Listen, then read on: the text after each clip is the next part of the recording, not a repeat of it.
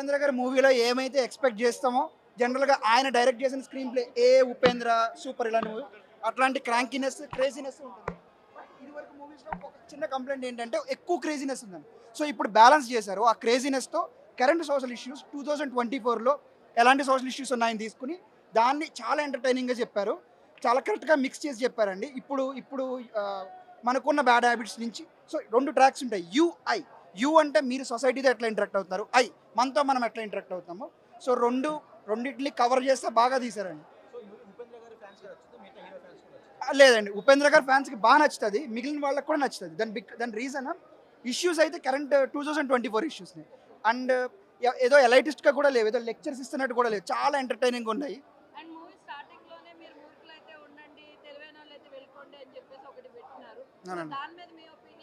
అంటే నేను తెలివైన కాబట్టి ఉన్నాను అని నా ఒపీనియన్.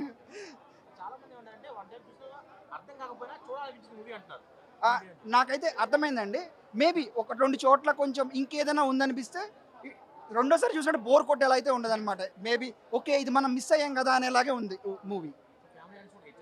100% అండి. ఇది వరకు వన్ ఆఫ్ ద కంప్లైంట్స్ ఏంటంటే ఆయన కొంచెం అది ఎక్కువ ఉంటుంది వైలెన్స్ అనుకుంటారు.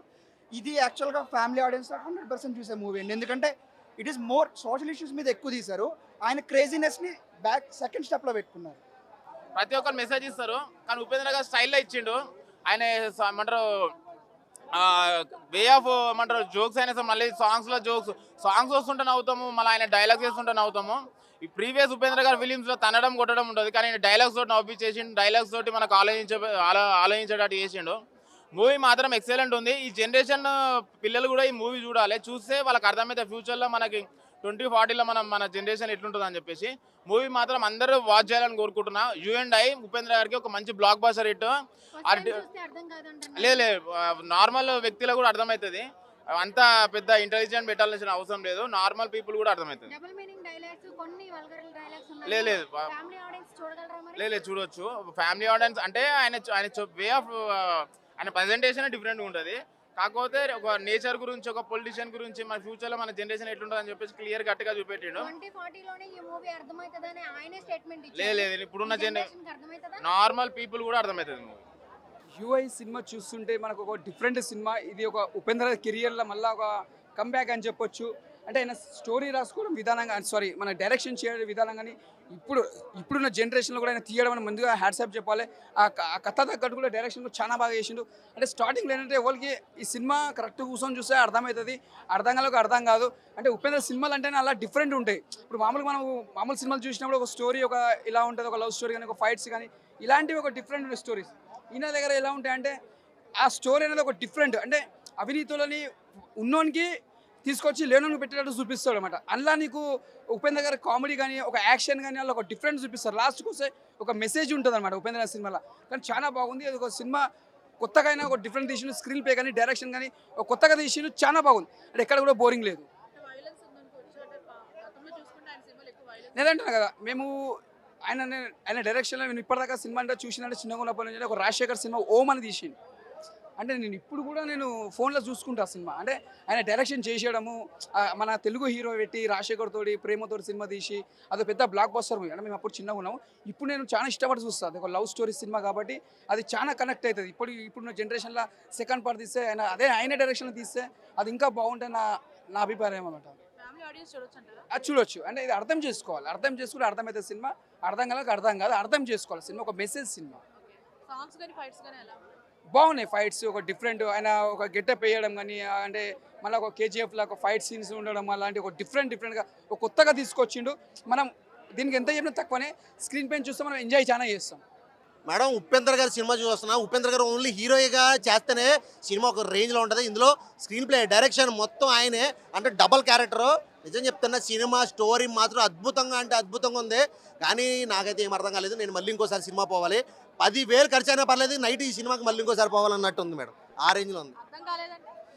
అర్థం కాలేదంటే స్టోరీ మాత్రం మైండ్ పోయింది అంతే. బ్లాక్ బస్టర్ హిట్ అవుతుంది సినిమా.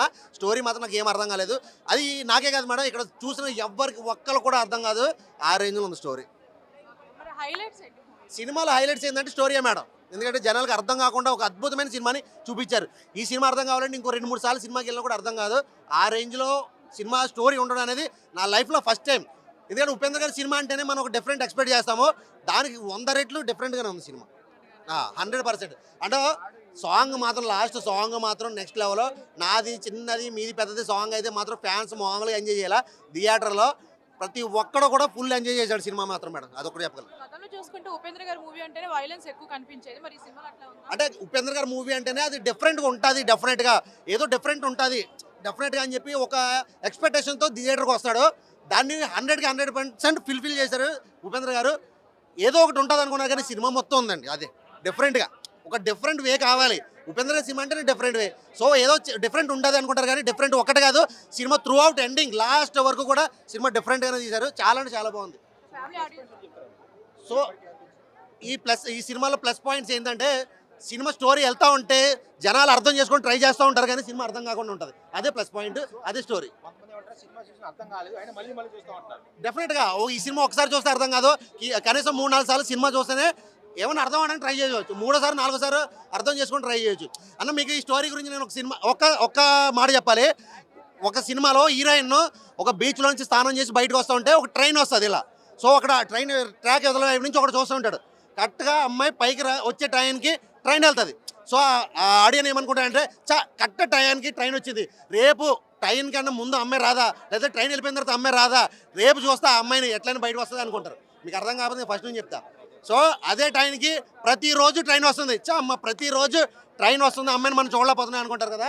ఇది కూడా అంతే, సినిమా ఏమైనా అర్థమవుతుందేమో రేపు వచ్చి చూద్దాం అనుకుంటాం కదా, రేపు వచ్చిన అర్థం కాదు, ఎల్లుండి వచ్చిన అర్థం కాదు, మనం ఎన్నిసార్లు సినిమా చూసినా అర్థం కాదు. సినిమా అర్థం చేసుకుందాం చూడాలి అంతే. ఈ బీచ్లోంచి ఈ అమ్మాయి బట్టలు లేకుండా బయటకు వస్తున్నప్పుడు ఈ ట్రైన్ లేట్ అవుతే మనం చూడొచ్చు అనుకుంటాం కదా. సో ఒక్కసారైనా దొరుకుతుందేమో లాజిక్, చూడొచ్చు ఒక్కసారైనా కనపడుతుందేమో అనుకుంటాం కదా. ఎన్నిసార్లు చూసినా కానీ ఫ్రేమ్ రిపీట్ అవుతూ ఉంటుంది తప్ప సినిమా మాత్రం అర్థం కాదు. సో అర్థం కాకుండా ఉండడం కోసమే మనం అర్థం చేసుకోవాలంటే సినిమాకి రావాలి. సో నేను చెప్పింది కూడా చాలా మందికి అర్థం కాదు, మీకు అర్థం అవ్వాలంటే సినిమాకి రండి.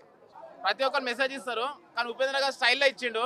ఆయన ఏమంటారు వే ఆఫ్ ఏమంటారు జోక్స్ అయినా సరే, మళ్ళీ సాంగ్స్లో సాంగ్స్ వస్తుంటే నవ్వుతాము, మళ్ళీ ఆయన డైలాగ్స్ వేస్తుంటే నవ్వుతాము. ఈ ప్రీవియస్ ఉపేంద్ర గారి ఫిలిమ్స్లో తనడం కొట్టడం ఉంటుంది కానీ ఆయన డైలాగ్స్ తోటి నవ్వించేసిండు, డైలాగ్స్ తోటి మనకు ఆలోచించేటట్టు చేసిండు. మూవీ మాత్రం ఎక్సలెంట్ ఉంది. ఈ జనరేషన్ పిల్లలు కూడా ఈ మూవీ చూడాలి, చూస్తే వాళ్ళకి అర్థమైతే ఫ్యూచర్లో మనకి 2040లో మన జనరేషన్ ఎట్లుంటుంది అని చెప్పేసి. మూవీ మాత్రం అందరూ వాచ్ చేయాలని కోరుకుంటున్నా. U&I ఉపేంద్ర గారికి ఒక మంచి బ్లాక్ బస్టర్ హిట్. లేదు నార్మల్ వ్యక్తులకు కూడా అర్థమవుతుంది, అంత పెద్ద ఇంటెలిజెంట్ పెట్టాల్సిన అవసరం లేదు, నార్మల్ పీపుల్ కూడా అర్థమవుతుంది.